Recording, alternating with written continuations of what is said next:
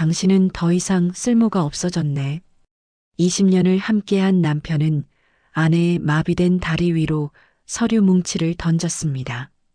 여기 이혼 서류에 도장 찍어. 다리 병신이랑은 단 하루도 더 못 살아. 평생 휠체어 신세를 져야 한다는 진단을 받은 지 고작 하루 만이었습니다. 하지만 남편은 몰랐습니다. 아내의 발가락이 이미 움직이기 시작했다는 것을. 오늘의 사연 시작합니다. 서울대 병원 VIP 병실은 숨막히는 정적으로 가득했습니다. 창밖으로 펼쳐진 강남의 화려한 빌딩 숲도 침대에 누워있는 서연에게는 그저 잿빛 풍경일 뿐이었습니다. 서연은 하얀 천장을 하염없이 바라보다 온 힘을 다해 발가락을 움직여보려 애를 썼습니다. 눈을 질끈 감고 모든 신경을 다리 끝으로 집중했지만 무릎 아래는 여전히 타인의 살처럼 아무런 감각이 없었습니다. 안 돼, 제발 한 번만 움직여줘. 서연이 거의 들리지 않을 목소리로 중얼거리며 다시 시도했습니다. 곧 이마에 땀이 송골송골 맺혔지만 발가락은 미동조차 하지 않았습니다. 그때 병실 문이 열리고 담당 의사가 간호사 2명과 함께 들어왔습니다. 김서연님, 컨디션은 좀 어떠세요? 의사가 차트를 넘기며 기계적으로 물었습니다. 서연은 떨리는 목소리로 의사를 올려다보았습니다. 선생님, 저 정말 평생 이렇게 살아야 하는 건가요? 의사는 잠시 말을 고르더니 조심스럽게 입을 열었습니다. 척수 손상이 생각보다 심각합니다. 안타깝지만 영구적인 마비가 될 가능성이 매우 높습니다. 앞으로는 휠체어에 의지하셔야 할 겁니다. 서연은 아랫입술을 지그시 깨물었습니다.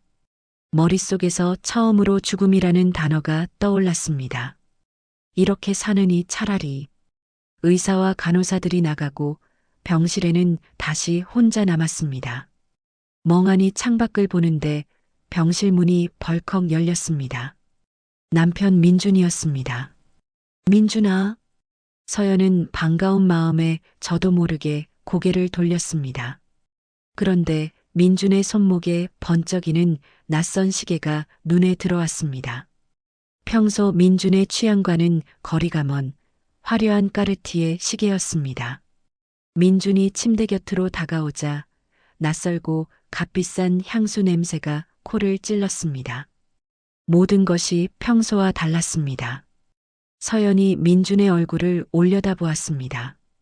그의 눈빛 어디에도 아픈 아내를 향한 연민은 없었습니다. 오히려 짜증과 경멸이 이글거리고 있었습니다. 왔어? 서연이 애써 미소를 지으며 말했습니다. 하지만 민준은 침대 옆 의자에 앉을 생각도 하지 않았습니다. 그는 꼿꼿이 서서 서류 가방을 열더니 서류 뭉치 하나를 꺼내 침대 위로 툭 던졌습니다. 서연이 힘겹게 고개를 숙여 서류를 내려다보았습니다. 맨 위에는 이혼 합의서라는 글자가 선명했습니다. 민준아, 이게 뭐야? 서연의 목소리가 가늘게 떨렸습니다. 보면 몰라. 이혼하자고. 깔끔하게 정리해. 민준의 목소리는 얼음장처럼 차가웠습니다. 지금 무슨 소리를 하는 거야? 나 지금 이런 상태인 거 뻔히 알면서. 그러니까 이혼하는 거지. 불구가 된 아내랑은 못 살아. 나도 내 인생 살아야 하지 않겠어? 민준이 팔짱을 끼며 경멸하듯 서연을 내려다보았습니다. 서연은 눈앞의 현실을 믿을 수가 없었습니다. 20년이었습니다. 작은 사무실에서 시작한 회사를 키우기 위해 함께 밤을 새우고 함께 울고 웃었던 세월이었습니다. 여기 이혼 서류에 도장 찍고 그리고 당신이 가진 회사 지분 전부 포기한다고 서명해. 그 몸으로 회사를 경영한다고 우기진 않겠지? 민준이 펜 하나를 침대 시트 위에 던졌습니다. 민준아, 제발 우리 함께한 세월이 20년이야. 어떻게 이럴 수가 있어? 서연이 울먹이며 애원했습니다. 웃기지 마. 회사는 처음부터 내 능력으로 큰 거야. 당신은 그냥 옆에서 밥하고 빨래한 게 전부잖아. 내조만 했다고? 내가 우리 부모님 빌딩판 돈 50억을 당신 사업에 쏟아부었어. 내 디자인 사무소까지 정리하고 당신한테 모든 걸 걸었다고. 서연이 분노로 온몸을 떨며 소리쳤습니다. 그건 당신이 좋아서 한 투자잖아. 누가 칼 들고 협박했어? 어쨌든 불구가 된 아내랑은 단 하루도 더 못 살아. 병원비는 전부 대줄 테니까 군말 말고 서류에 도장이나 찍어. 민준이 매정하게 말하며 등을 돌렸습니다. 당신 다른 여자 생겼구나? 서연이 떨리는 목소리로 물었습니다. 민준의 어깨가 순간 굳었지만 그는 아무 대답 없이 병실을 나가버렸습니다. 쾅 하고 닫히는 문소리가 서연의 심장을 후벼 팠습니다. 서연은 멍하니 천장만 바라보았습니다. 뜨거운 눈물이 쉴 새 없이 볼을 타고 흘러내렸습니다. 얼마나 지났을까? 병실 문이 조용히 열리며 휠체어 하나가 들어왔습니다. 같은 병실을 쓰는 정미숙이었습니다. 서연 씨, 괜찮아요? 표정이 너무 안 좋아 보여서. 정미숙이 걱정스러운 얼굴로 침대 옆으로 다가왔습니다. 아니요. 저 괜찮아요. 서연이 황급히 눈물을 닦으며 말했습니다. 아까 복도에서 서연 씨 남편분 봤는데 누구랑 통화하면서 가더라고요. 이제 곧 자유의 몸이 된다고 어찌나 좋아하던지. 역시 그랬군요. 애교 섞인 젊은 여자 목소리였어요. 자기야 소리가 복도 끝까지 들리더라니까요. 정미숙이 안쓰러운 눈으로 서연의 손을 잡았습니다. 나도 10년 전에 똑같은 일을 당했어요. 유방암에 걸려서 수술하고 누워 있으니까 남편이 병원으로 이혼 서류부터 들고 오더라고요. 밥도 안 챙겨주는 와이프는 필요 없다나? 정미숙이 쓸쓸하게 웃었습니다. 그 시간을 어떻게 견디셨어요? 서연이 희미한 목소리로 물었습니다. 처음에는 죽고 싶었죠. 근데 여기서 무너지면 그 인간들만 좋은 일 시키는 거잖아요. 그래서 이를 악물고 버텼어요. 서연 씨도 절대 포기하면 안 돼요. 알았죠? 그날 밤 고요해진 병실에서 혼자 잠들지 못한 서연은 생각에 잠겼습니다. 사고 당시의 기억이 섬광처럼 스쳐 지나갔습니다. 분명 브레이크를 밟았는데 차가 멈추지 않고 그대로 밀렸습니다. 백미러 너머로 보이던 검은 트럭. 그 트럭이 집요하게 자신을 따라왔던 기억. 그리고 사고 직전 민준과의 통화. 자신의 위치를 자세하게 묻던 그의 목소리가 귓가에 맴돌았습니다. 설마. 서연의 등에 식은땀이 흘렀습니다. 남편 민준이 자신의 사고를 유도했을지도 모른다는 생각에 분노가 치밀어 올라 온몸에 힘이 들어갔습니다. 바로 그때였습니다. 왼쪽 엄지발가락 끝에서 아주 미세한 경련이 느껴졌습니다. 서연이 놀라 이불을 확 걷어냈습니다. 다시 한번 발가락 끝에 모든 정신을 집중했습니다. 움직였습니다. 아주 희미하게 정말 눈에 보일 듯 말 듯 했지만 분명히 움직였습니다. 서연은 재빨리 주위를 살폈습니다. 간호사 회진 시간은 아직 멀었고 커튼 너머 정미숙은 깊이 잠든 듯 했습니다. 이 사실을 누구에게도 알려선 안 돼. 살아야 한다는 본능이 머릿속을 스쳤습니다. 서연은 조용히 이불로 다리를 다시 덮었습니다. 창밖으로 보이는 강남의 야경 속에 자신이 직접 설계했던 회사 건물의 네온 사인이 유독 밝게 빛나고 있었습니다. SY 이노베이션. 그 글자를 보며 서연이 나직이 음조렸습니다. 반드시 다시 일어서서 내 모든 걸 되찾고 말 거야. 서연은 자신도 모르게 주먹을 불끈 쥐었습니다. 다음 날 아침 물리치료사가 정기 검진을 위해 병실을 찾았습니다. 오늘은 감각 검사를 좀 할게요. 치료사가 가느다란 바늘을 꺼내 보였습니다. 치료사는 서연의 발끝부터 허벅지까지 여러 부위를 바늘로 찔렀습니다. 서연은 온 정신을 집중해 고통을 참아냈습니다. 살을 애는 듯한 아픔이 느껴졌지만 얼굴에는 미동도 없었습니다. 반사적으로 움찔하려는 다리의 움직임까지 완벽하게 억제했습니다. 역시 감각이 전혀 없으시네요. 안타깝지만 완전 마비가 확실합니다. 치료사가 차트에 무언가를 기록하며 말했습니다. 서연은 속으로 안도의 한숨을 내쉬었습니다. 오후가 되자 정미숙이 휠체어를 타고 다가왔습니다. 서연 씨, 아까 병원 주차장에서 남편분 또 봤어요. 혹시 혼자였나요? 아니요. 어떤 젊고 예쁜 여자랑 같이 있더라고요.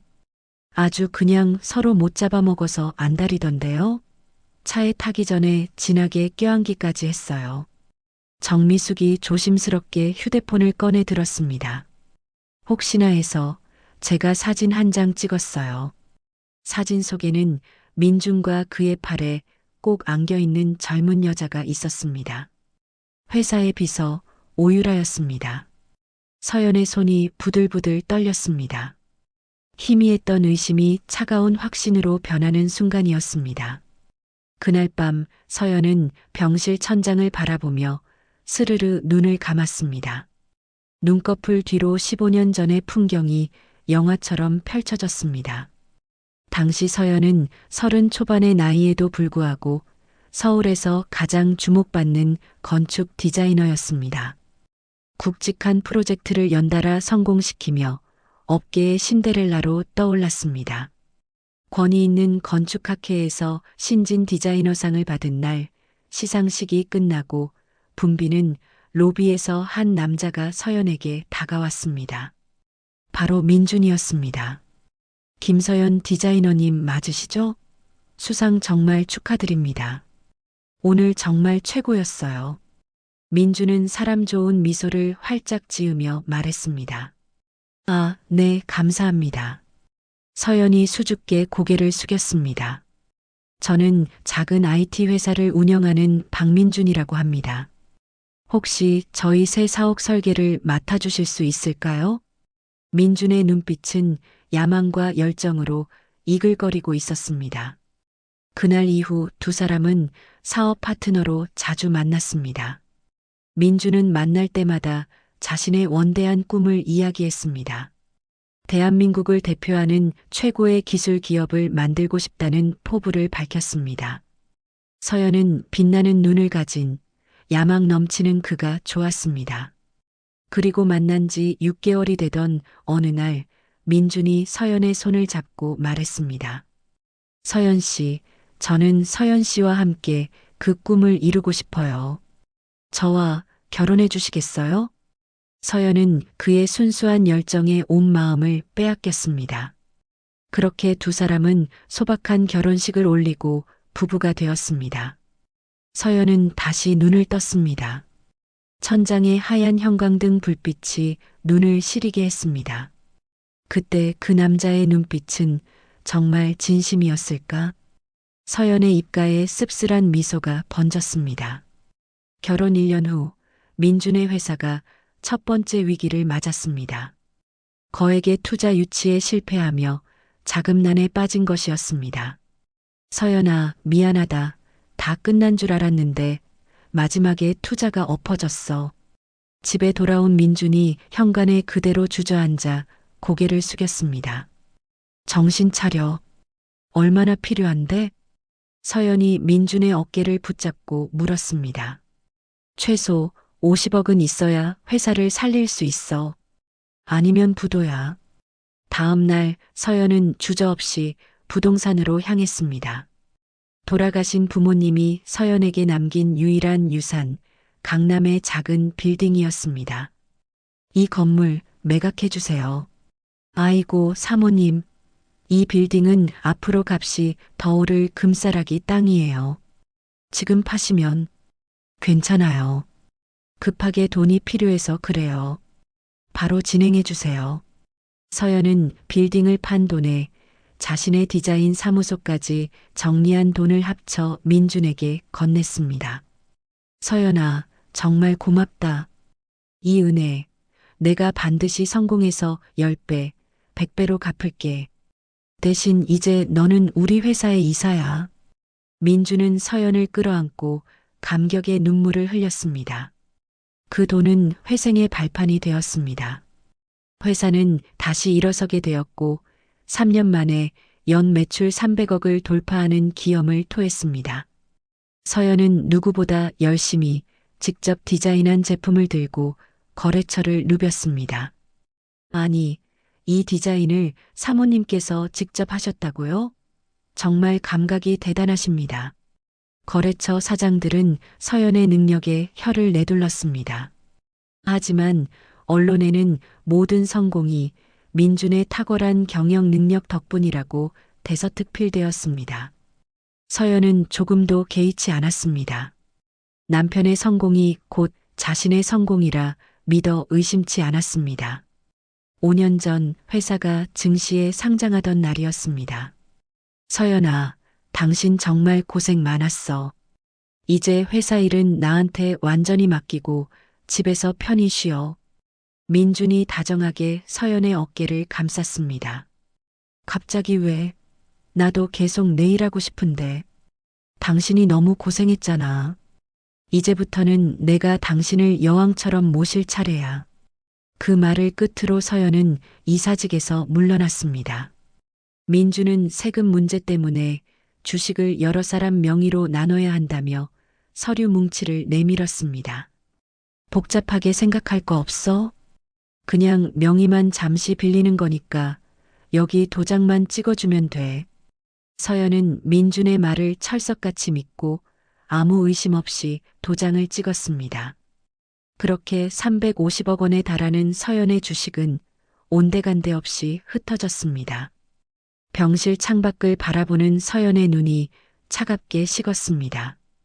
이제야 모든 것을 알 수 있었습니다. 그 모든 것이 치밀한 계획이었다는 것을. 3년 전 회사에 새로운 비서가 들어왔습니다.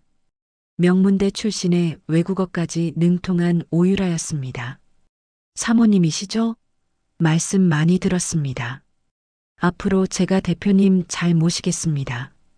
오유라는 서연에게 90도로 허리를 숙이며 싹싹하게 인사했습니다.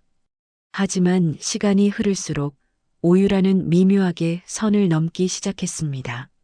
민준과 단둘이 보내는 시간이 눈에 띄게 늘어났고 민준의 귀가 시간도 덩달아 늦어졌습니다. 오늘 중요한 미팅이 길어져서 먼저 자. 회식 자리에서는 오유라가 늘 민준의 옆자리를 차지했습니다. 사모님은 아무 걱정 마세요. 제가 우리 대표님 술 많이 안 드시도록 잘 챙길게요. 오유라는 서연을 향해 웃으며 말했지만 그 눈빛에는 보이지 않는 가시가 박혀 있었습니다. 불안한 마음이 들었지만 애써 민준을 믿으려 했습니다. 자신의 의심이 진짜였다니 서연은 두 눈을 질끈 감았습니다. 그리고 사고 일주일 전 또 한 가지 수상했던 일이 떠올랐습니다. 서연은 민준의 서재를 청소하다가 잠겨있지 않은 서랍을 우연히 열었습니다. 그 안에는 생명보험 증서가 들어있었습니다. 피보험자는 자신의 이름 김서연이었습니다. 보험금이 100억? 자신도 모르는 사이에 보험금이 거액으로 증액되어 있었고 수익자는 오직 박민준 한 사람이었습니다. 여보, 서재에서 이거 봤는데 이 보험은 뭐야? 그날 저녁 서연이 묻자 민준은 태연하게 대답했습니다. 아, 그거 혹시라도 무슨 일 생길까봐. 다 당신 걱정돼서 들어놓은 거야. 아내의 보험 수익자가 남편인 것은 너무나도 당연한 일이기 때문에 서연은 대수롭지 않게 생각했습니다. 사고 전날 밤이었습니다. 민주는 유난히 다정하게 굴었습니다. 서연아, 내일 재계 부인들 중요한 모임 있는 거 알지? 당신이 가서 눈도장 좀 잘 찍고 와. 응, 알았어. 오랜만에 내 벤츠 타고 가. 좋은 차 타고 가야 무시 안 당하잖아. 민준이 아끼던 벤츠 S클래스의 키를 건넸습니다. 사고 당일 아침, 민준은 직접 차에 타서 내비게이션까지 설정해 주었습니다. 서연아, 이 길로 가면 더 빠를 거야. 거긴 아직 공사 중인 구간 아니야? 며칠 전에 공사 끝났더라. 이제는 그 길이 지름길이야. 민주는 서연의 뺨에 입을 맞추며 활짝 웃었습니다. 서연은 그가 알려준 길로 차를 몰았고 끔찍한 사고를 당했습니다. 서연은 병실 침대 시트를 피가 나도록 움켜쥐었습니다. 모든 조각이 하나로 맞춰졌습니다. 보험금 증액, 수상한 경로 설정, 그리고 브레이크 고장까지. 서연은 떨리는 손으로 휴대폰을 들어 회사 서버에 접속을 시도했습니다. 하지만 모든 접근 권한이 차단된 후였습니다. 개인 이메일 계정마저 깨끗하게 삭제되어 있었습니다. 민주는 서연의 하반신으로도 모자라 두 손까지 꽁꽁 묶어놓은 것입니다. 서연은 이제 어떻게 해야 좋을지 좀처럼 떠오르지 않았습니다. 다음 날 아침 정미숙이 신문을 들고 왔습니다. 서연 씨, 이것 좀 봐요. 아주 기가 막혀서. 신문 일면에는 눈물을 글썽이며 인터뷰하는 민준의 사진이 대문짝만하게 실려 있었습니다. 아내가 불행한 사고로 장애를 입었지만 남편으로서 끝까지 책임지고 헌신적으로 보살피겠습니다. 세상에, 저 인간 지금 악어의 눈물을 흘리는 것 좀 봐. 정미숙이 혀를 찼습니다. 기사에는 민준의 헌신적인 모습에 감동한 여론 덕분에 회사 주가가 오히려 상승했다는 내용이 적혀 있었습니다. 나를 끝까지 이렇게 이용해 먹는구나. 서연은 분노에 차 신문을 구겨 던졌습니다. 그날 밤 서연은 다시 한번 이불 속에서 발가락에 온 신경을 집중했습니다. 어제보다 조금 더 선명하게, 조금 더 힘있게 발가락이 움직였습니다. 돌아오고 있어. 감각이 아주 조금씩 돌아오고 있어. 서연은 이불을 목 끝까지 끌어당겼습니다. 완벽하게 회복해서 두 발로 일어서는 그날까지 철저하게 비밀로 해야겠다고 다짐했습니다. 그리고 그날 자신이 빼앗긴 모든 것을 되찾아올 것이었습니다. 사고 후 2주가 흐른 깊은 밤이었습니다. 서연은 손목시계의 야광 바늘이 정확히 새벽 2시를 가리키는 것을 확인했습니다. 간호사들이 교대하며 병동이 가장 소란스러우면서도 가장 허술해지는 시간이었습니다. 서연은 조용히 이불을 걷어내고 커튼 너머에서 들려오는 정미숙의 고른 숨소리를 확인했습니다. 서연은 앙상하게 마른 팔로 침대 난간을 붙잡았습니다. 이를 악물고 팔에 힘을 주자 상체가 힘겹게 일으켜졌습니다. 문제는 전혀 말을 듣지 않는 두 다리였습니다. 서연은 입술을 깨물어 으윽하는 소리를 삼키며 한쪽 다리씩 침대 밖으로 힘겹게 내렸습니다. 차갑고 단단한 바닥에 발바닥이 닿는 감각이 낯설었습니다. 일어나야 해. 김서연, 일어나는 거야. 서연이 스스로에게 주문을 외우며 온 힘을 다해 침대 난간을 밀어냈습니다. 마침내 두 발로 바닥을 딛고 섰지만 다리가 사시나무처럼 떨려왔습니다. 5초, 10초. 결국 비틀거리던 몸이 균형을 잃고 바닥에 주저앉고 말았습니다. 쿵 하는 소리가 났지만 다행히 큰 소리는 아니었습니다. 괜찮아. 처음부터 잘할 수는 없어. 다시 하면 돼. 서연은 포기하지 않고 바닥을 기어 화장실로 향했습니다. 차가운 변기를 붙잡고 다시 한번 일어섰습니다. 이번에는 15초를 버텼지만 여지없이 다리에 힘이 풀리며 바닥에 스르륵 주저앉았습니다. 그날 이후 서연의 비밀스러운 훈련은 매일 밤 계속되었습니다. 며칠 후에는 30초, 그 다음에는 1분을 온전히 서 있을 수 있을 만큼 다리의 근력이 빠르게 회복되고 있었습니다. 다음 날 오후 서연은 여전히 하반신 마비인 척 병상에 앉아 있었습니다. 그때 병실 문이 벌컥 열리며 민준이 들어왔습니다. 그의 손에는 서연이 가장 좋아하던 유명 베이커리의 딸기 케이크 상자가 들려 있었습니다. 우리 서연이 얼굴이 이게 뭐야? 반쪽이 다 됐네. 민주는 걱정스럽다는 듯 혀를 차며 다가왔습니다. 하지만 그 눈빛에는 어떠한 온기도 담겨 있지 않았습니다. 분명 며칠 전까지만 해도 회사를 내놓으라며 노골적으로 행동하던 민준이 갑자기 태도를 바꿨습니다. 당신 좋아하는 딸기 케이크 사왔어. 입맛 없어도 이것 좀 먹어. 민준이 침대 옆 테이블에 케이크 상자를 내려놓았습니다. 고마워. 서연은 아무 감정 없는 목소리로 대답했습니다. 병원비가 한도 끝도 없이 나오겠다. 하지만 그런 걱정은 추워도 하지 마. 내가 다 알아서 할 테니까. 의자에 앉은 민준이 본론을 꺼냈습니다. 그래서 그 서류는 언제쯤 정리해 줄 생각이야? 아직은 아무 생각도 하고 싶지 않아. 당장 여기서 나가. 서연이 창밖으로 고개를 돌렸습니다. 민준의 눈빛이 순간 뱀처럼 차갑게 변했다가 이내 걱정스러운 표정으로 돌아왔습니다. 그래, 알았어. 당신 몸도 성취하는데 내가 너무 재촉했네. 천천히 생각해. 민주는 자리에서 일어나며 서연의 손을 잡았지만 그의 손바닥은 축축한 땀으로 흥건했습니다. 그가 나가자마자 정미숙이 휠체어를 타고 조용히 다가왔습니다. 서연 씨, 방금 복도에서 남편분이 통화하는 걸 우연히 들었어요. 변호사라고 부르는 것 같던데? 정미숙이 주변을 살피며 목소리를 낮췄습니다. 뭐라고 하던가요? 서연 씨가 정신적으로 불안정하고 정상적인 판단을 할 수 없는 상태라는 의사소견서가 필요하다고 하더라고요. 서연의 두 손이 부들부들 떨렸습니다. 정미숙이 걱정스러운 얼굴로 서연의 손을 맞잡았습니다. 아무래도 서연 씨를 법적으로 아무것도 할 수 없는 사람으로 만들려는 속셈인가 봐요. 오후에는 물리치료사가 찾아왔습니다.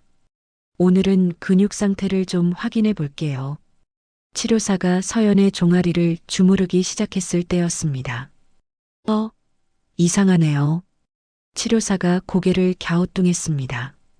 서연의 심장이 덜컥 내려앉았습니다. 뭐가 이상한가요? 보통 마비 환자분들은 근육이 완전히 죽어 있는데 사모님은 근육에 탄력이 아직 살아있어요.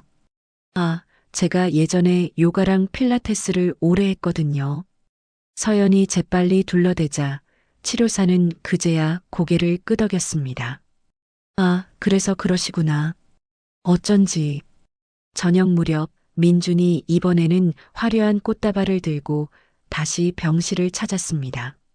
서연아, 이것 좀 봐줄래? 민준이 가방에서 꺼낸 것은 지난번보다 훨씬 더 두툼한 서류 뭉치였습니다. 그 안에는 이혼 서류뿐만 아니라 회사 지분에 대한 포기각서, 그리고 앞으로 어떠한 법적 권리도 주장하지 않겠다는 서약서까지 포함되어 있었습니다. 이건 너무 일방적이잖아. 당신 앞으로 들어갈 병원비가 얼만데. 이 몸으로 회사 일을 한다는 건 회사를 위해서 포기해줘. 이건 당신을 위한 내 마지막 배려야.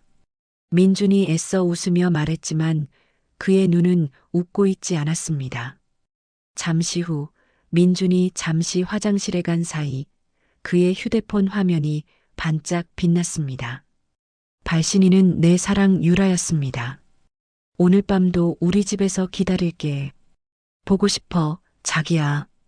서연의 심장이 바닥으로 곤두박질 치는 것 같았습니다. 민준이 나오자 서연은 아무렇지 않은 척 천장을 바라보며 눈을 감았습니다. 다음 날 정미숙이 핏기 없는 얼굴로 병실에 뛰어들어왔습니다. 서연 씨, 큰일 났어요. 아까 원장실 앞을 지나는데 박 사장이 담당 의사한테 무슨 일인데요? 주위를 살피더니 글쎄 허위 소견서를 써달라고 하더라고요. 의사가 거절하니까 병원 발전 기금으로 10억을 기부하겠다고 했어요. 서연은 더 이상 망설일 수 없었습니다. 사흘 후 환자복으로 갈아입은 서연의 친구 김수진이 병실을 찾았습니다. 서연아, 이게 도대체 어떻게 된 일이야? 수진아, 와줘서 고마워. 수진은 서연의 손을 잡고 조용히 속삭였습니다. 상황은 대충 들었어. 지금부터 내가 뒤에서 조용히 움직여 볼게. 넌 아무 걱정 말고 몸조리나 잘해. 그날 밤 서연은 화장실에서 변기를 잡고 일어서는데 성공했습니다. 그리고 마침내 떨리는 첫걸음을 내디뎠습니다.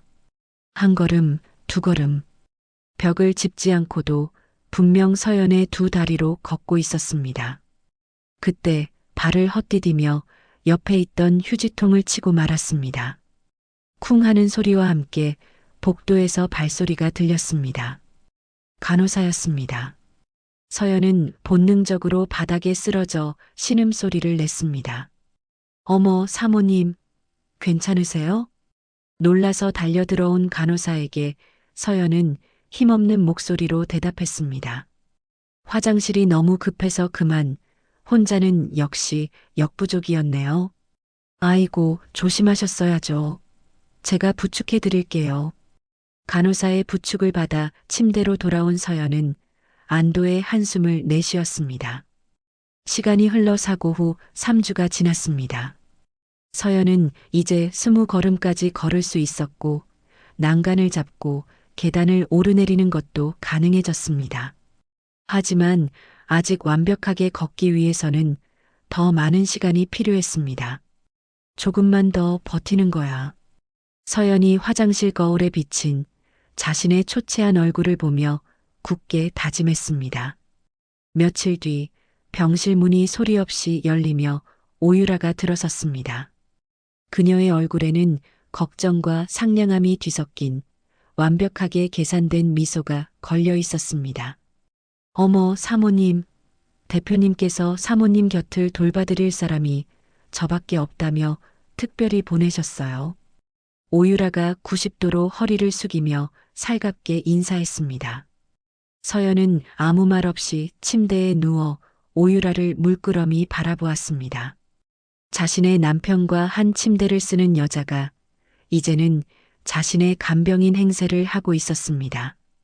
그래요. 서연이 간신히 짧게 대답했습니다. 혹시 불편하신 건 없으세요? 모든 말씀만 하세요. 제가 옆에서 다 도와드릴게요. 오유라는 서연의 베개를 매만져주고 물을 따라 건네는 등 지극정성으로 보살피는 척했습니다. 하지만 서연이 약을 먹고 잠이 든 척하자 오유라의 본색이 드러났습니다. 서연은 실눈을 뜨고 오유라의 행동을 지켜보았습니다. 오유라는 고양이처럼 살금살금 서연의 개인 사물함을 뒤지기 시작했습니다. 서연의 다이어리를 펼쳐 중요한 내용이 있는지 샅샅이 훑어보고는 휴대폰을 꺼내 페이지마다 사진을 찍었습니다. 서연은 다시 조용히 눈을 감았습니다. 이미 친구인 수진의 도움을 받아 중요한 기록은 모두 다른 곳으로 옮겨둔 뒤였습니다. 오유라는 서연의 노트북을 열어 미리 준비해온 USB를 꽂으려 했습니다. 하지만 노트북 안에는 아무런 파일도 남아있지 않았습니다. 쳇, 독한 여자.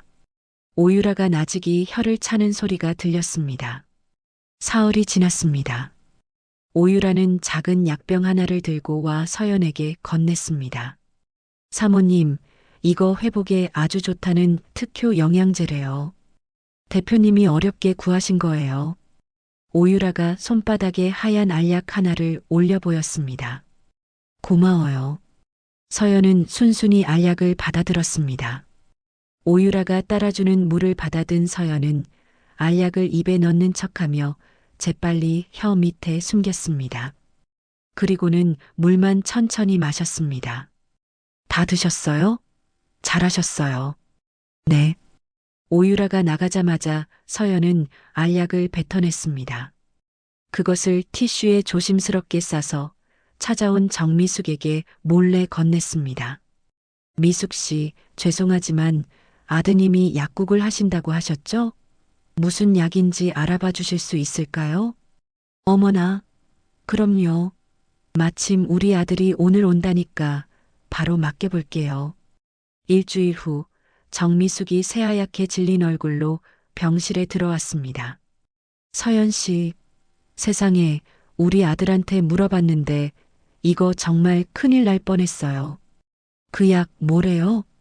이건 영양제가 아니에요. 근육이 굳는 서연 씨 같은 환자한테는 절대 사용하면 안 된다고 우리 아들이 신신당부를 했어요.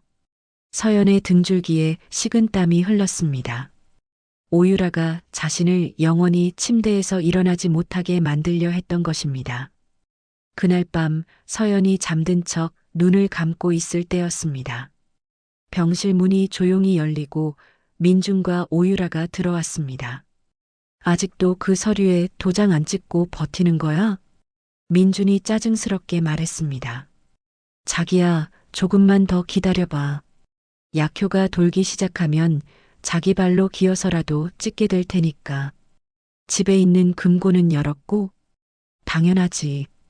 어머님 유품이라는 다이아몬드 목걸이 정말 끝내주더라. 오유라가 웃음 섞인 목소리로 말했습니다. 서연은 이불 속에서 주먹을 피가 나도록 움켜쥐었습니다. 그거 감정가만 5억이 넘는다던데.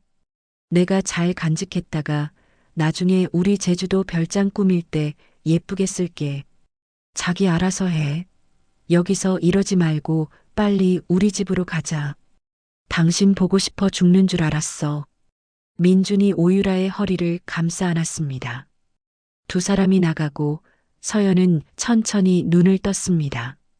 눈에서는 뜨거운 눈물이 아닌 차가운 분노가 흘러내렸습니다. 다음 날 아침 환자복 차림의 김수진이 다시 찾아왔습니다. 서연아, 내가 아주 결정적인 거 몇 개 잡아냈어. 수진이 서류 뭉치를 꺼내 서연의 침대 위에 펼쳤습니다. 박민준이 최근 석 달간 회사 자금 100억을 빼돌린 증거야. 100억이나? 응. 그중 50억은 마카오랑 라스베이거스에서 도박으로 탕진했어. 이건 카지노 VIP룸 결제 영수증이고 나머지 50억으로는 오유라 명의로 제주도 별장이랑 강남 오피스텔을 샀더라. 수진이 부동산 등기부등본을 내밀었습니다. 그리고 수진은 더 충격적인 서류를 꺼냈습니다. 서연아, 더 기가 막힌 건 따로 있어. 오유라, 이 여자 과거가 깨끗하지 않아. 결혼을 2번 했는데 두 남편이 모두 의문사했어. 뭐라고? 첫 번째 남편은 계단에서 굴러떨어져서 죽고 두 번째 남편은 원인 모를 약물 중독으로 죽었대. 그렇게 챙긴 보험금만 합쳐서 80억이야. 2번 다 증거 불충분으로 사고사 처리됐고 서연의 목소리가 공포로 떨렸습니다. 그럼 나한테 걸려있던 100억짜리 보험금도. 그래. 너는 그 여자의 3번째 타겟이었던 거야. 수진이 서연의 차가운 손을 꼭 잡았습니다. 수진아, 사실은. 서연이 주위를 한번 살피고는 수진의 귀에 속삭였습니다. 그동안 말 못해서 미안해. 나 사실 이제 조금씩 걸을 수 있어. 뭐? 서연아, 너 정말이야? 수진이 저도 모르게 소리를 높이자 서연이 검지를 입술에 대며 조용히 하라는 신호를 보냈습니다. 주주총회가 열릴 때까지 어떻게든 회복할 거야. 그때까지 이건 우리 둘만의 비밀이야. 이게 내 유일한 무기니까. 며칠 후 오유라는 서연의 휴대폰을 몰래 뒤졌지만 그 안에는 병원비가 걱정된다. 앞으로 어떻게 살아야 할지 막막하다와 같은 서연이 일부러 남겨둔 가짜 메시지들만 가득했습니다. 완전히 페인이 다 됐네. 오유라가 만족스러운 미소를 지으며 휴대폰을 제자리에 놓았습니다. 그날 오후에는 정신과 의사가 찾아왔습니다. 김서연님, 남편분께서 심리적 안정이 필요할 것 같다며 상담을 간곡히 부탁하셨습니다. 하지만 상담이 끝난 후 의사는 복도에서 기다리던 민준에게 단호하게 말했습니다. 환자분은 지극히 정상입니다. 제 의사로서의 양심을 걸고 거짓 진단서는 써드릴 수 없습니다. 민준의 얼굴이 독사처럼 일그러졌습니다. 그날 밤 서연은 병상에서 내려와 병실 서랍장 바닥에 손을 뻗었습니다.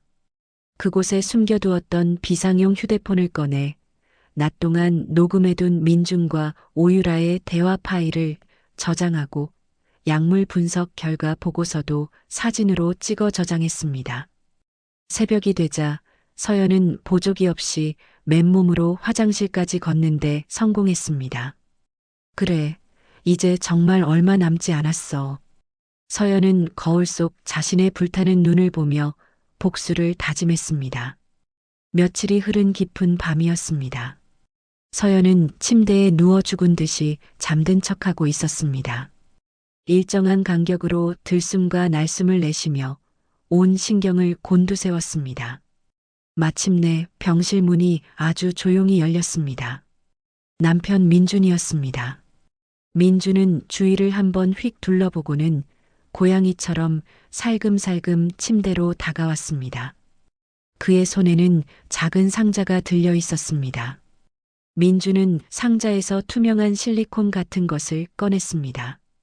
그리고는 서연의 오른손을 조심스럽게 들어 올렸습니다. 서늘한 그의 손길이 닿는 순간 서연은 온몸의 피가 역류하는 것 같았지만 미동도 하지 않았습니다. 민준이 서연의 엄지손가락에 실리콘을 대려는 바로 그 순간이었습니다. 서연이 잠꼬대를 하는 척하며 몸을 뒤척였습니다. 민준이 화들짝 놀라며 손을 뗐습니다. 서연은 일부러 손을 이불 속으로 집어넣으며 돌아 누웠습니다. 민준은 잠시 서서 서연의 눈치를 살피더니 포기하지 않고 다시 시도했습니다. 하지만 서연이 계속해서 손을 꼼지락거리는 바람에 지문은 번번이 뭉개지고 말았습니다. 젠장할. 민준이 나직이 욕을 씹어뱉으며 물러섰습니다. 그는 상자를 가방에 쑤셔 넣고는 찝찝한 표정으로 병실을 나갔습니다. 문이 닫히자마자 서연은 번쩍 눈을 떴습니다. 심장이 미친 듯이 방망이질 치고 있었습니다. 다음 날 오전 환자복으로 갈아입은 김수진이 병실로 들어왔습니다. 서연아, 정말 큰일 날 뻔했어. 수진이 다급하게 침대 옆에 앉았습니다. 무슨 일이야, 또. 박민준 그 인간이 위조 서류를 만들었어. 그래서 넘어간 거야? 아니. 증권사 직원이 본인 확인이 꼭 필요하다고 네가 직접 와야 한다고 해서 일단 막았어. 수진이 안도의 한숨을 내쉬었습니다. 서연은 이를 악물었습니다. 그 인간 정말 끝까지 가는구나. 어쩐지 어젯밤에는 내 지문을 찍어가려고 하더라.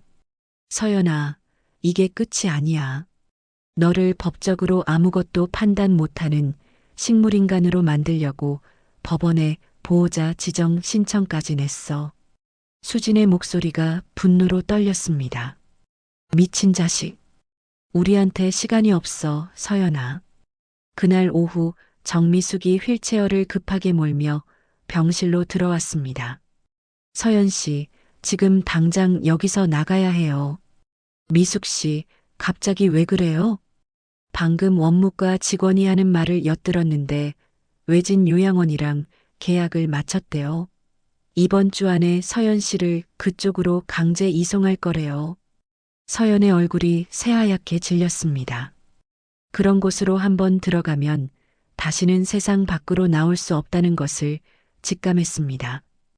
그날 밤 서연은 화장실에서 마지막 재활 훈련에 모든 것을 쏟아부었습니다. 벽을 잡고 한 걸음 한 걸음 지옥 같은 고통을 참아내며 20걸음을 걸었습니다. 숨이 턱까지 차올랐지만 멈추지 않았습니다. 난간을 부서져라 붙잡고 천근만근 같은 다리를 들어 올렸습니다. 할 수 있어. 거의 다 왔어. 김서연. 다음 날 저녁 김수진과 정미숙이 서연의 병실에 모였습니다. 계획은 내일 새벽이야. 정확히 새벽 3시 정미숙 씨가 일부러 소란을 피워서 간호사들 시선을 끄는 동안 너는 비상계단을 통해 병원 뒷문으로 나오는 거야. 내 후배가 차를 대기시켜놨어.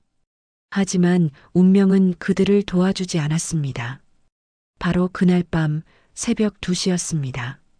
병실 문이 벌컥 열리고 민준이 낯선 남자 간호사 2명과 함께 들이닥쳤습니다. 지금 뭐 하는 짓이야? 잠에서 깬 서연이 소리쳤습니다. 보면 몰라. 당신, 이제 여기서 나갈 시간이야. 지금 이 시간에 어딜 가? 당신 상태가 생각보다 더 안 좋아서 전문 요양시설로 옮겨야겠어. 의사 허락도 다 받았으니 얌전히 따라와. 민준의 손짓에 남자 간호사들이 서연을 휠체어에 강제로 앉히려 했습니다. 이거 나 안 가. 서연이 발버둥 치며 저항했습니다. 시끄러워. 다른 환자들 다 깨겠다. 커튼 너머에서 소리를 들은 정미숙이 휠체어를 몰고 뛰쳐나왔습니다. 아니, 지금 이게 무슨 짓들이에요? 가족 일이니까 상관 말고 빠지시죠, 아줌마. 민준이 정미숙의 휠체어를 거칠게 밀어냈습니다. 서연은 속수무책으로 복도를 거쳐 응급실 앞까지 끌려나갔습니다. 그곳에는 하얀색 앰뷸런스가 시동을 켠 채 기다리고 있었습니다. 당장 태워. 민준이 턱짓으로 명령하는 순간이었습니다. 지금 여기서 뭘 하는 겁니까? 때마침 순찰을 돌던 병원장이 나타났습니다. 환자 보호자 동의 하에 요양원으로 이송하는 중입니다. 이송 허가 서류는 받았습니까? 원장의 날카로운 질문에 간호사가 당황하며 대답했습니다. 그건 지금 작성 중입니다.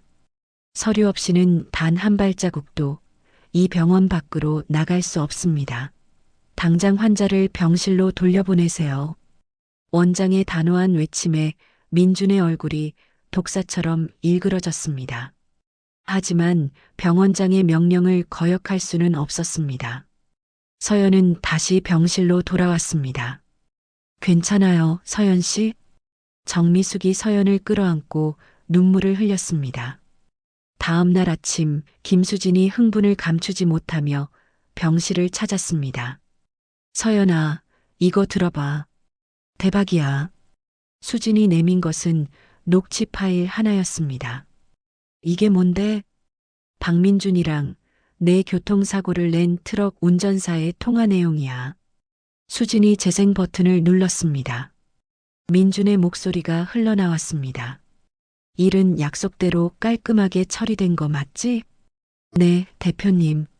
말씀하신 대로 차는 완벽하게 폐차 직전까지 만들어놨습니다. 좋아.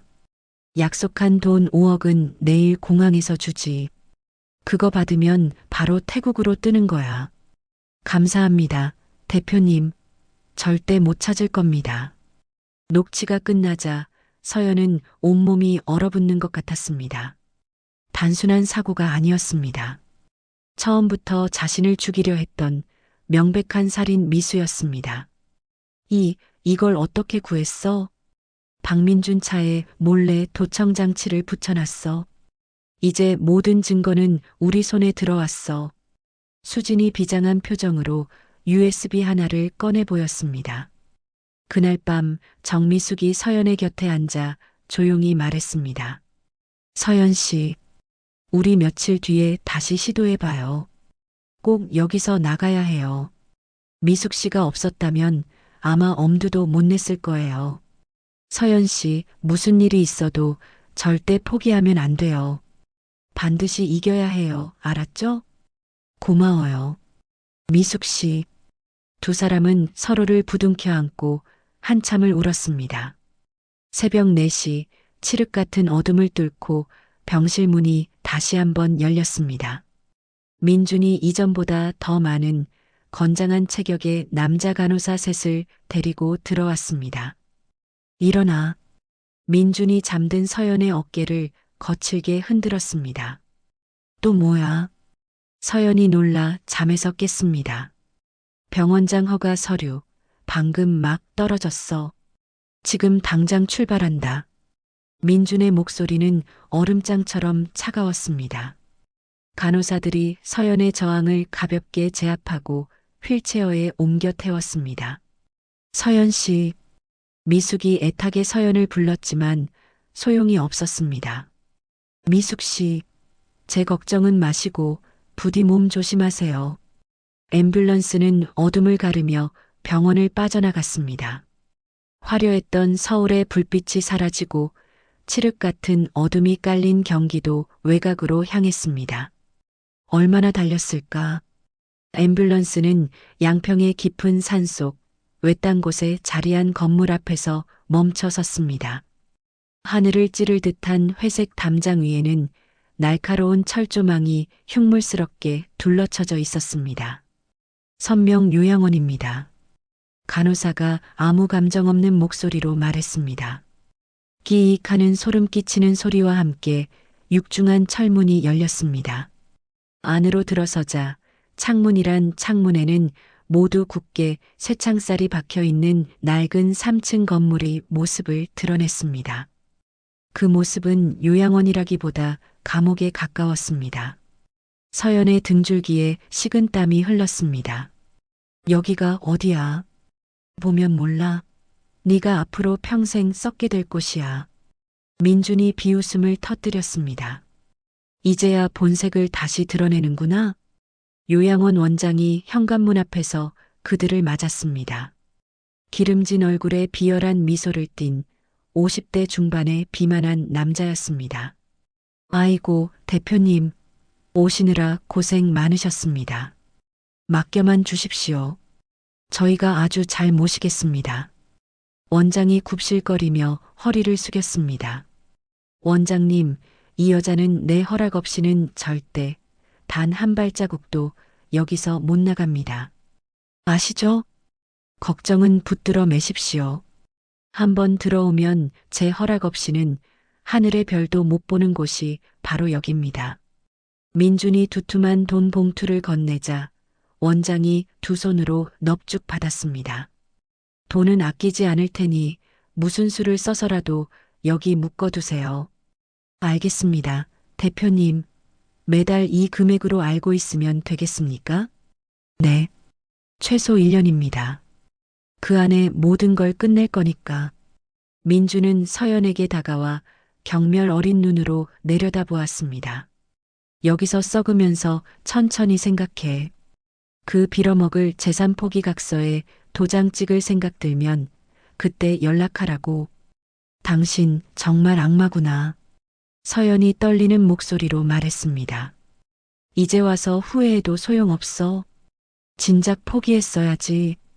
민주는 그대로 뒤돌아 차에 올라탔습니다. 앰뷸런스가 떠나고 육중한 철문이 닫히는 순간 서연은 세상과 완전히 단절되었습니다.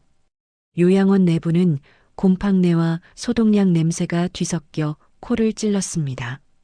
서연이 배정받은 곳은 2층 가장 끝에 있는 독방이었습니다. 방 안에는 낡은 침대 하나와 작은 책상이 전부였고 창문 밖으로는 삭막한 산과 나무만 보일 뿐이었습니다. 철컥하고 문이 잠기는 소리가 들렸습니다. 여기서 무너질 순 없어. 반드시 내 발로 걸어나가고 말 거야.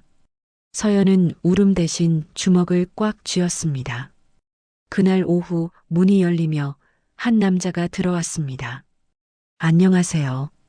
오늘부터 김서연님 재활치료를 담당하게 된 강지훈이라고 합니다. 단정한 외모에 따뜻한 미소를 지닌 30대 후반의 남자였습니다. 지우는 서연의 다리를 살펴보더니 아무런 반응이 없는 것을 확인하고도 의미심장한 눈빛으로 서연을 바라보았습니다. 그 눈빛은 다른 의료진들과 분명히 달랐습니다.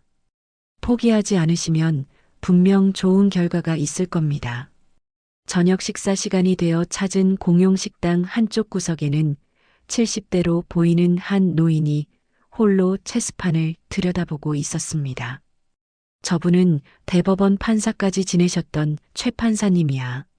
아들놈들이 재산 뺏으려고 저 양반을 여기에 버렸다는 소문이 파다해. 식사를 마친 서연에게 최 판사가 먼저 다가왔습니다. 부인, 혹시 체스 한 수 둘 줄 아시오? 그렇게 시작된 체스 게임에서 최 판사가 나직이 말했습니다. 나 역시 아들놈들 때문에 이곳에 갇힌 신세지만 아직 포기하지 않았소. 부인의 눈을 보니 알겠구려. 모든 걸 잃었지만 아직 체스판을 엎을 생각은 없는 사람의 눈이야. 며칠 뒤 재활치료 시간이었습니다. 지훈이 주위를 살피더니 조용히 말했습니다. 서연 씨 다리는 살아있어요. 제 말이 맞죠? 서연이 긴장한 채 아무 말도 못하자 지훈이 나직이 속삭였습니다. 제가 도와드릴까요? 절 어떻게? 오늘 밤 11시에 다시 오겠습니다. 그날 밤 지훈은 약속대로 서연을 찾아왔습니다. 일어나실 수 있으시죠? 서연은 잠시 망설이다 그의 눈빛을 믿고 천천히 자리에서 일어섰습니다. 역시 제 짐작이 맞았군요. 어떻게 아셨어요? 저 역시 과거에 거대 제약회사의 비리를 고발했다가 모든 걸 잃고 이곳까지 흘러들어왔습니다. 지우는 이 요양원 원장이 환자들의 약물을 몰래 바꿔 입원 기간을 늘리고 보호자들에게 돈을 뜯어내는 범죄 증거 서류를 꺼내 보였습니다. 서연 씨, 우리 함께 싸웁시다. 다음 날 오후 최 판사가 원장실 앞을 지나다 민중과 통화하는 원장의 목소리를 엿들었습니다. 네, 대표님. 주주총회 날짜가 잡혔다고요? 걱정 마십시오. 필요하면 진정제를 과다 투여해서라도 절대 못 나가게 막겠습니다. 그날 밤 서연과 지훈 그리고 최 판사가 한자리에 모였습니다. 이 요양원 지하 창고는 유일하게 CCTV가 없는 사각지대입니다. 오늘부터 그곳에서 훈련을 시작하시죠. 지훈의 제안에 따라 그날부터 세 사람의 비밀스러운 훈련이 시작되었습니다. 지훈의 도움을 받아 걷기 시작한 서연은 매일 놀라운 속도로 회복했습니다. 2주가 지나자 서연은 30분 이상을 쉬지 않고 정상적으로 걸을 수 있게 되었습니다. 고마워요, 지훈 씨. 정말 아닙니다. 우린 이제 한 팀입니다. 창고 구석에서 그 모습을 지켜보던 최 판사가 체스말을 옮기며 나직이 의졸였습니다. 자, 이제 반격할 시간이 왔군요. 며칠 뒤 요양원 로비가 이례적으로 소란스러웠습니다. 최 판사의 딸이 아버지를 찾아 면회를 온 것이었습니다. 아빠, 생신 축하드려요. 40줄의 딸이 웃으며 케이크 상자를 내밀었습니다. 그래, 여기까지 오느라 고생했다. 최 판사는 담담한 표정으로 딸을 맞았습니다. 복도 기둥 뒤에 서 있던 서연은 그 모습을 놓치지 않고 지켜보았습니다. 바로 그때 최 판사가 서연을 향해 아주 짧고 미세한 눈짓을 보냈습니다. 계획을 시작하라는 신호였습니다. 내가 잠시 화장실 좀 다녀와야겠다. 네, 아빠. 제가 모셔다 드릴게요. 최 판사의 딸이 휠체어를 밀어 복도로 나왔습니다. 화장실 입구 CCTV가 닿지 않는 사각지대에서 최 판사는 서연을 기다렸습니다. 김수진 변호사에게 꼭 전달하라고 신신당부해 놓겠습니다. 서연이 품속에서 꺼낸 봉투를 최 판사가 5단 깊숙이 숨겼습니다. 봉투 안에는 수진의 전화번호와 요양원의 정확한 주소, 그리고 다가올 주주총회 날짜를 확인해달라는 절박한 내용이 담겨 있었습니다. 지옥 같은 일주일이 흘렀습니다.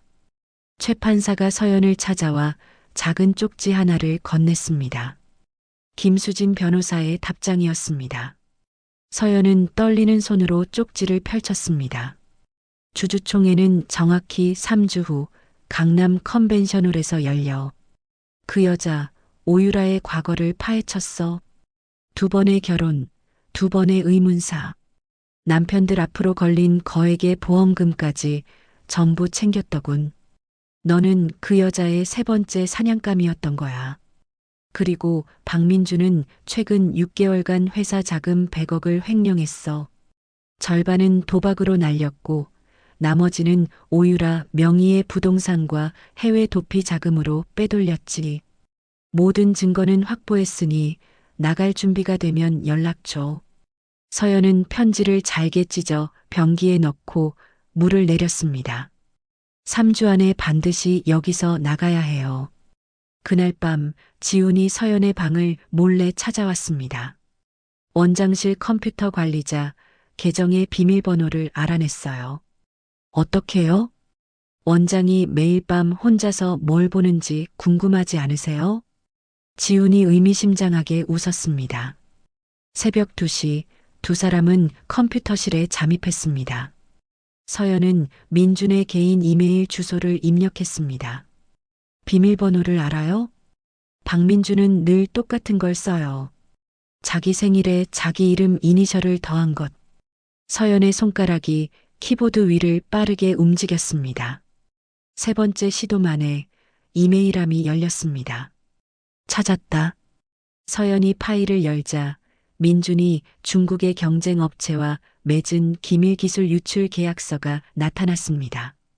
무려 300억 원을 받고 나라의 핵심 기술을 팔아넘기려는 매국 계약이었습니다. 서연은 그 계약서와 송금 내역까지 전부 USB에 담았습니다. 또한 10년 전 클라우드 파일에서 자신이 직접 설계했던 회사 신사옥의 설계도면 원본을 찾아냈습니다. 여기 회장실 뒤편 벽 안쪽에 비밀 금고가 있어요. 도면을 확대한 서연이 화면을 가리켰습니다. 거기에 초기 핵심 기술 특허 서류들을 숨겨뒀어요. 알겠습니다. 제가 반드시 회수해 오겠습니다. 지훈이 그 도면을 휴대폰으로 찍었습니다.